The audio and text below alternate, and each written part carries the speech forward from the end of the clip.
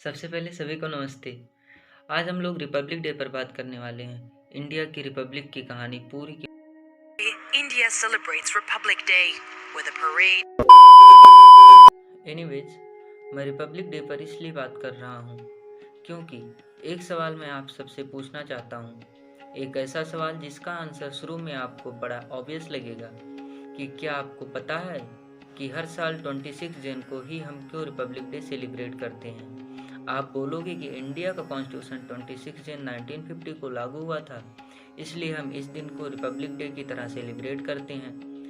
India ने दुनिया को डिक्लेयर किया कि इंडिया एक इंडिपेंडेंट रिपब्लिक बन गया है, लेकिन ज़रा सोच कर देखिए, रिपब्लिक क्या होता है।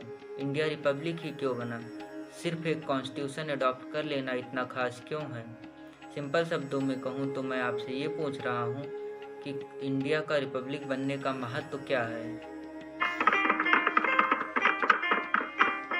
Long years ago, we made a tryst with destiny, and now the time comes when we shall redeem our pledge, not wholly or in full measure, but very substantially. At the stroke of the midnight hour, when the world sleeps, India will awake to life and freedom. A moment comes which comes but rarely in history, when we step out from the old to the new. ये पंडित जवाहरलाल नेहरू की बड़ी famous speech a tryst with destiny जो उन्होंने 14 अगस्त 1947 की रात को दी थी। Almost midnight का समय था जब एक ब्रांड न्यू कंट्री इंडिया का जन्म हुआ। On this historic day, when India takes her place as a free and independent dominion in the British Commonwealth of Nations, I send you all my greetings and heartfelt wishes. Freedom-loving people everywhere will wish to share in your celebration. At this historic moment, let us not forget all that India owes. हमने बहुत साल पहले एक सपना देखा था, आज़ादी का सपना, और अब समय आ गया है जब वह सपना पूरा होगा। 15 अगस्त 1947 को इंडिया का जन्म हुआ। लेकिन सोच कर देखिए, 1947 से पहले इंडिया एक कंट्री बनने से पहले एक कलेक्शन था बहुत सारी प्रिंसली स्टेट्स का, मिनी किंगडम्स का, और सारे ब्रिटिश राज के अंदर आते थे। जब हमारे फ्रीडम फाइटर्स ने ब्रिटिश के खिलाफ एक मूवमेंट लॉन्च करी तो एक इम्पॉर्टेंट सवाल उन्हें आंसर करना था कि इसके बाद इंडिया को गवर्न कौन करेगा। इन सारे किंगडम्स को साथ में जोड़कर कौन रखेगा। इंडिया एक नई नवेली कंट्री थी जो बेसिकली किसी भी तरह के रूप ले सकती है।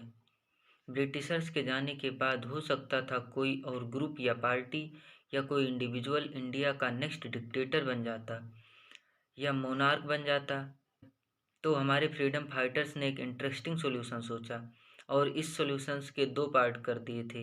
पहला पार्ट यह था कि इंडिया के जो फ्यूचर लीडर होंगे उनको चुना जाएगा लोगों के द्वारा, यानी इंडिया एक डेमोक्रेसी बनेगा। जनता के हाथ में ताकत होगी नेताओं को इलेक्ट करने की। और अब आता है दूसरा पार्ट। एक बार ये नेता लोग इलेक्ट हो जाएंगे तो यहाँ डिसाइड कैसे करेंगे कि कंट्री को गवर्न कैसे करना है। बड़ी आसानी से ये सिचुएशन हो सकती थी कि एक बार ही हमने लीडर को इलेक्ट कर लिया, उसके बाद ये लीडर अपनी मनमर्जी चलाएंगे और बेसिकली डिक्टेटर तक बन सकते हैं। इसीलिए हमारे फ्रीडम फाइटर्स ने डिसाइड किया कि इंडिया को एक गाइड बुक दी जाएगी, एक बुक जो इंडिया के फ्यूचर लीडर्स को गाइड करेगी कि कंट्री को गवर्न कैसे करना है, और इस गाइड बुक को नाम दिया गया कॉन्स्टिट्यूशन। हमारे फ्रीडम फाइटर्स ने डिसाइड किया कि कॉन्स्टिट्यूशन सुप्रीम होगा, सारे देश में रहने वाले लोग कॉन्स्टिट्यूशन के सामने एक बराबर होंगे, इक्वल होंगे, इंक्लूडिंग नेता लोग। तो इन्हीं दोनों स्टेप को अगर साथ में जोड़ कर देखें तो बेसिकली हमारे फ्रीडम फाइटर्स ने डिसाइड किया कि इंडिया एक डेमोक्रेटिक रिपब्लिक कंट्री बनेगा, यानी एक ऐसी कंट्री जहां पर जनता अपने लीडर्स को चुनेगी, और एक ऐसी कंट्री जहां पर जनता डिसाइड करेगी कि उनके लॉ क्या होंगे। यह आइडिया उस ज़माने के लिए बड़ा अनोखा था क्योंकि उस टाइम रहने वाले लोगों ने कभी भी एक मॉडर्न डेमोक्रेटिक नहीं देखा था, मतलब एक मॉडर्न डेमोक्रेटिक कंट्री में नहीं रहे थे। किसी को कोई एक्सपीरियंस नहीं था कि कॉन्स्टिट्यूशन लिखा कैसे जाए पूरे देश के लिए। हमारे फ्रीडम फाइटर्स इंडिया को एक रिपब्लिक क्यों बनाना चाहते थे, इसके पीछे एक रीज़न है कि ब्रिटिशर्स की हुकूमत के अंदर उन्होंने बहुत बारी सुना था ब्रिटिशर्स को कहते हुए कि इंडिया डिज़र्व नहीं करते डेमोक्रेटिक कंट्री बनना, कभी बन ही नहीं सकते डेमोक्रेटिक कंट्री, क्योंकि अंग्रेज़ों का यह मानना था कि इंडिया इतना रिलीजियसली और सोशली बैकवर्ड है कि कंट्री पर बार बार कोई ना कोई राजा महाराजा आकर राज कर सकता है।